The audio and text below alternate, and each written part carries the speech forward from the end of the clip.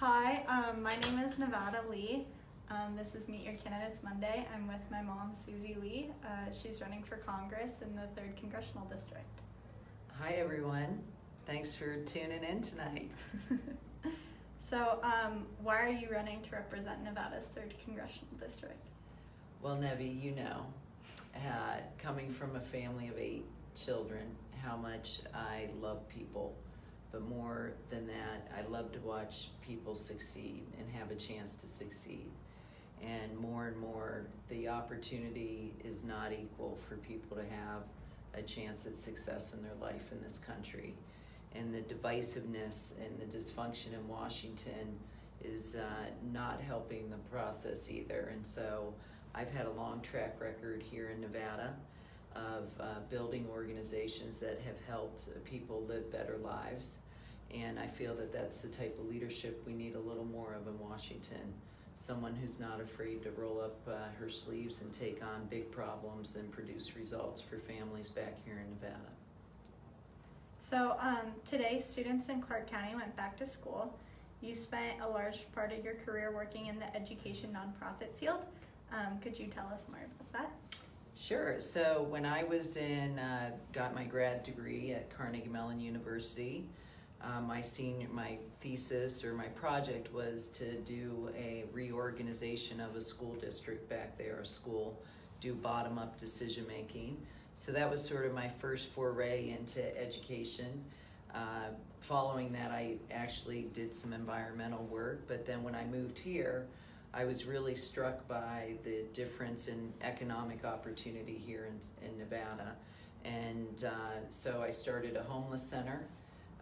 Following that, when the Clark County School District cut programming for after-school programming for kids, I was the founding director of the Inner City Games, which is now the After School All-Stars.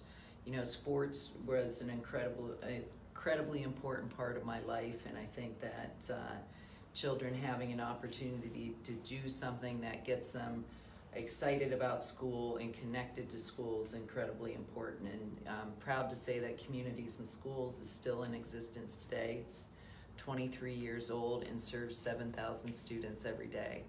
I then I was involved with an organization called Nevada Women's Philanthropy, and we funded exactly the program that I had done in my graduate school, which was the empowerment project for the Clark County School District. And that really got me back into the classroom and got me back into the school district. And following that, I served on the advisory committee for the overrepresentation of minorities in discipline actions.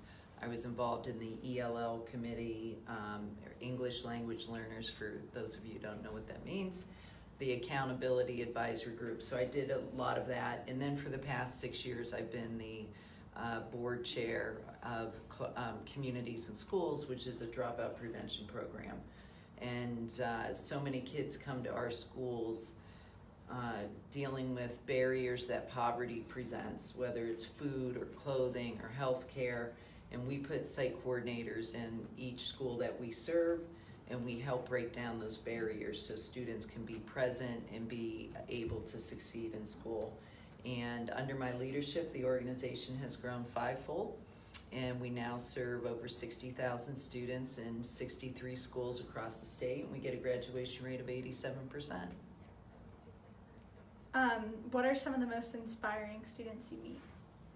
You know, I mean, a lot of the students that we've met and worked with Communities and Schools have so many incredible challenges that so many of us might not even have an understanding of, whether they're tasked with taking care of their younger siblings after school, they don't have parents at home, they're, you know, sleeping, some of them are sleeping 8 people in a small flat, and they're not getting enough sleep. And so it's really kids that are, you know, faced with these like significant issues, and then can come to school, and really when they establish a relationship with our site coordinators and know that someone's there and has their back, and then you see them, you can see the spark ignite in them and how much they respond to having someone who is able and ready to care for them.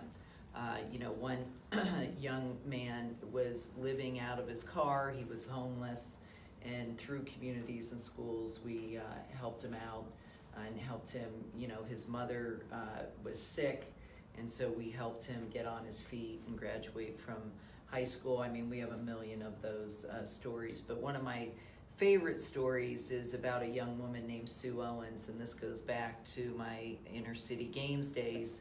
Sue was a young woman working at or participating in programs at the Boys and Girls Clubs, and I came in contact with her because she became a youth ambassador, and we helped her get glasses. We really took her under our wing, and I ended up moving away from Las Vegas for a couple years and lost track of her.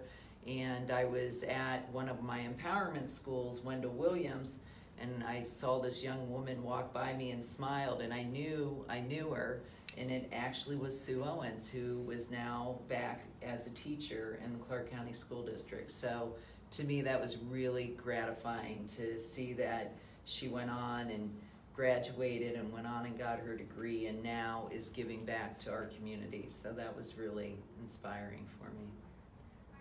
What would you say are the biggest challenges Nevadan students face? I think the number one biggest challenge is Nevada is we don't provide enough resources to education. It's back to school day today. I hope everyone had a great first day of school, but sadly our teachers are going into classrooms where there's 30 plus students, and then of course poverty is a major issue for many of our young people. I mean, 66% of the students in the Clark County School District are on free and reduced lunch. And so, really, and that's what we do at communities and schools, help overcome those barriers that poverty presents. But you think about what teachers are tasked with, and they're in these classrooms that are very large. They're dealing with students who are coming here without the support or the resources they need, and then having to move those students along academically and without the resources that we provide. And so there's many challenges in the Clark County or in Nevada, but I'd say ultimately we need to, as a state, continue to make the decision to invest adequately in education system here. Nevada has some of the worst ranked public schools in the country, and our students deserve so much better. What are your plans to help fix Nevadan schools if elected to Congress? One of my big issues is obviously working on early childhood education. When you're dealing with so many young kids who are coming to our schools in poverty, that is the best return on investment you can get, is an investment in early childhood education. I'd like to see us expand those opportunities. The other thing that we need to do is make sure we're working on the pipeline and the preparation of teachers and attracting quality teachers to our schools. Right now there was the PROSPER Act, which is the Education Reauthorization Act, which did not get passed, but many of those programs that help support getting quality teachers into our schools were on the chopping block. So when I get to Congress, I'll be fighting to make sure that we keep those programs in place. What are we doing to help Nevadan? What can we be doing to help Nevadan students with opportunities after high school? First, I think there's great opportunities. There's a lot of discussion federally about vocational and apprenticeship training. Listen, Nevada, our unions have done an incredible job of establishing apprentice programs and really working on not just combining them with our community colleges, but starting the pipeline for young people when they're in high school. And then we have to make higher ed more affordable. We have to be able so that students can go to school, and when they get out of school, they're not burdened with tens or hundreds of thousands of dollars worth of debt. And so, again, there's some bad legislation on the table that really is in favor of for-profit universities and predatory lenders, and we need to stop that and really focus on the programs that helped a student like me go through school, the Pell Grant, the Perkins loans. all of those programs, that, that was a government that worked for the middle class. I was able to put myself through college. Granted, I had to work 3 and 4 jobs sometimes at the same time, but I was able to get myself through school and then start my life on the right foot. So I really think we need to focus on that. But then also remember that a lot of our students who are in high school, who are, in poverty, when they go to college, making sure they have the support. There's a Hunger Relief Act that's on the, that's being considered, and I'm a big supporter of that, making sure that our people in higher ed have those supports as well, because it's, you don't think that college students are hungry, but they are. And even when I was going through school, I remember I was on a food plan and I had 1 meal a day, and I had to go to the cafeteria and get the food I needed for that day. And so I know what it feels like to, suffer with food insecurity in college, and that's really important to me. What are some of your other main priorities if elected? Listen, one of the biggest issues for people in Nevada is healthcare costs, the cost of prescription drugs. There are the Republican efforts to repeal the Affordable Care Act, to, take away the protections for pre-existing conditions, to eliminate the mandates that make healthcare costs more and more expensive. So, the Affordable Care Act isn't perfect, but we need to really take steps to reduce the cost of healthcare in this country. And then the cost of prescription drugs as well is, so many of our seniors are struggling with surviving on Social Security and then having to deal with not only healthcare costs, but prescription drug costs. So really working on that. And then we just need to work on making sure that everyone has an equal shot at economic opportunity here. The other thing that's important to me is Nevada gives, for every dollar we send to Washington, we only get about 66 cents returned to our state. So this is, to me, a bipartisan issue, and I hope to work with our delegation here to make sure we're getting not only infrastructure dollars invested back in Nevada, but research dollars for our universities and support for our families back here. Can you tell us about some of the highlights of the campaign trail so far?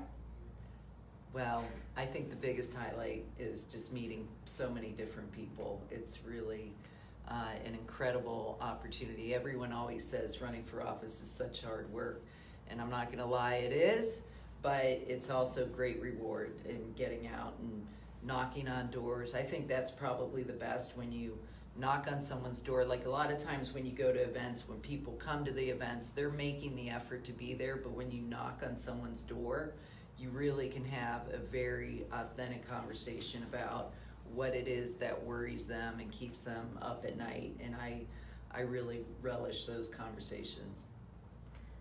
What advice would you give to a young person like me who wants to get involved to make a difference? Well, you're doing it.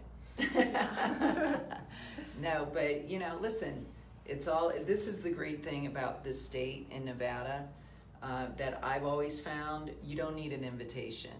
If you want to get involved, the door is always open. There's always opportunity, and people in Nevada are so welcoming if you want to get involved, to open the door and let you be part of it. And so I just say, track down those opportunities, don't be shy, and get out there. And whether it's knocking on doors for someone, making phone calls, doing research, there's many ways you can be involved in a campaign, and it's not all knocking doors. I think a lot of people get real intimidated of, I don't want to have these awkward conversations with people, blah, blah, blah. But I just think, you've been out knocking on doors for me. You know what it feels like. So, I just say, get out there, figure out what cause is important to you. Whether it's gun safety, whether it's choice, there's so many issues that young people can be involved in.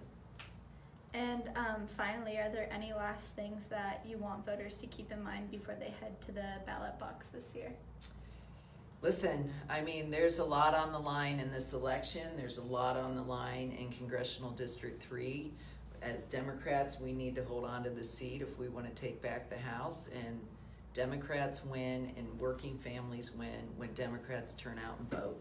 And so I say, don't be shy. It's not just about you voting, it's about your friends voting, your co-workers, and and really it's just about exercising that important right that we all have. Because I say, if you don't vote, you can't complain. So get out there and exercise your right to vote. Okay, Nevi, we've got some questions for you. What is it like having your mom run for Congress? It's a ride. It's a lot of fun. Lots of late nights and making dinner for my family, but it's a small sacrifice for the congresswoman I know she'll be. So, absolutely. And if you had to describe your mom in one word, how do you describe her? Compassionate. I think earlier she talked about how she's running for Congress because she really loves people, and I think that rings very true. So. And today is, of course, back to school day. You're attending college this fall. Are you excited? Yes, I'm very excited to go to college. I'm going to an all-women's college in California, so I'm really excited to try that different experience and also still not be too far away from all the action that's happening here. So. She can come back on the weekends. I bet you're very happy about that. Yes. And what's something that you think most voters wouldn't know about your mom that you think that they should know? My mom said earlier that sports meant a lot to her, and I don't think people understand truly what that means. She was a swimmer in college, and before she goes to the office, she works out like maybe twice a day. And that's just something that is very unique to her that I appreciate, and it's like her fun fact, I guess. Oh, impressive that you can fit that into your schedule. Yeah. I wake up early. So for the last section, I'm going to ask you both some questions, and we're going to ask you to write down what you think the other person's answer is going to be, and then we'll compare, see how well you guys really know each other. Test that mother-daughter relationship. This could be dangerous. Okay. So question number 1, what is your favorite movie? So you're answering what you think the other person's answer is going to be. We might have the same answer. I hope we do. Okay, ready? 1, 2, 3, reveal. Best Oh, in yeah. show! Look at that! Is that both of your favorite films? It's like the family film. Yes. That is lovely. Always good to have a good family movie. Next up, what is your favorite place to eat here in Vegas?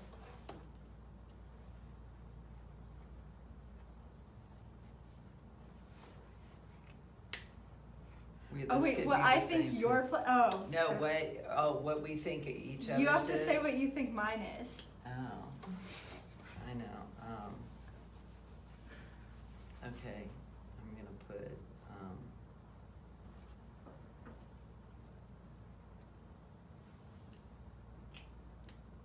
okay.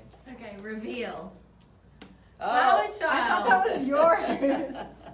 Is that both of your favorite place to eat here? I don't know what my favorite is. I like Vintner Grill. That's sort of our family traditional big meal type of place.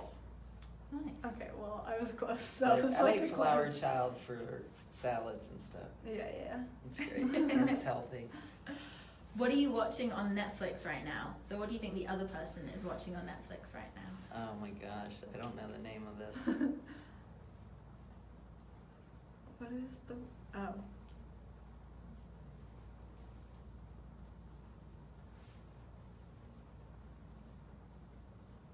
I don't know the name, so I'm just gonna say. Okay, we've got Crazy Scottish Show over here. Then Arrested Development. Yeah, I like Arrested Development. this crazy Scottish show is Outlander. Just so Outlander. She's like Okay. binge watching. I binge watch. Is that right, Nevi? That's your answer? Yeah. Outlander? Yeah. Nice. And it's too violent for me. Okay, what is your go-to karaoke song? So you have to think of Oh, mine. yours. Gosh, I don't even know. Guess this is going to show us who sings more around the house. I know. Let's Actually, see. not really. I know. Listen to my voice. I don't sing much around my house. I don't know what your is. Let's see. I'm just putting something down, which is. Let's see. Who do I you don't know like? what mine is either, so that's I don't okay. know. I'm just gonna put this down. I don't You're really gonna- karaoke. You're gonna hate this, but I'm putting it down anyway. Let's see, what have we got? Single ladies. Nice. Hit me with your best All shot. right, that's a good Yeah. one. Would you say they were good guesses for each other? I thought you were no. gonna do the Meatloaf song, Oh, you mean Bat Out of Hell? "Paradise by the Dashboard Light." Oh, no, Okay. I don't know. Next up, what is your biggest pet peeve? So you have to guess mine. Oh, I know.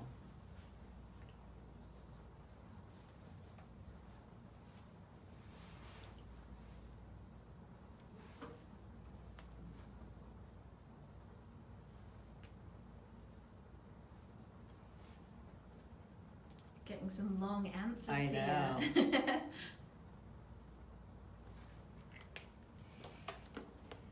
Okay. Yours is not hard to blow. Let's She see. knows what mine. I know what mine is. When someone chews food next to her ear, okay? Is that correct? Totally. And then what's Nevi's?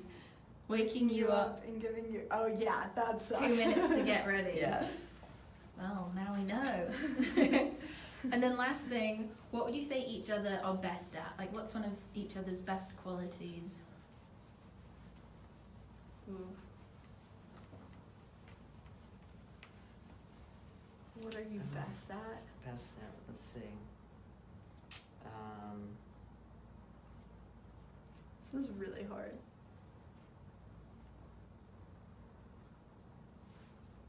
Got one answer going over here. Nevi, what are your thoughts? I don't know. There's like too many.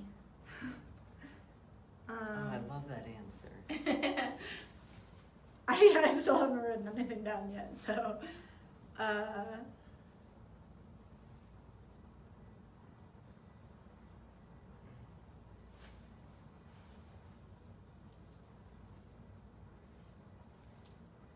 Suspense.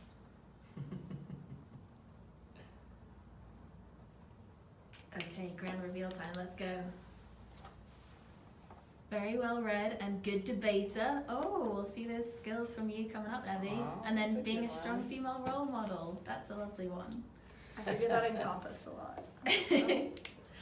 Okay, any final thoughts before we wrap things up today? No, let's get out and vote and win this. And thanks for having us on. We appreciate it. This was fun. Okie dokie. Goodbye, Nevada. Bye.